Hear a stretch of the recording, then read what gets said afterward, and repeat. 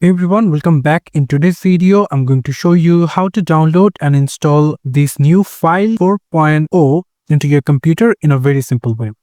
If you click on download files, if you click on that, it will automatically open Microsoft Store. If you want to support the community, you can simply click on this. If you want the preview, then what you can do, you can simply click on the classic installer. If you click on that, you can simply see the download file has been downloaded. So if you click on it 2 times to install and simply minimize the background app, you can see it will comes up with the installation options. If you click on install, and as you can see, the download and the installation is completed, and you can simply see the windows has been opened.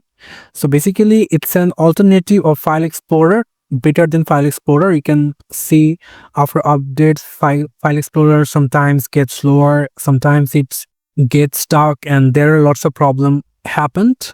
So in this file 4.0, it will give you more flexibility, and it will be much better than the File Explorer. So you can simply download and install in this method. Thank you so much for watching. I hope to see you in other videos. Till then, goodbye.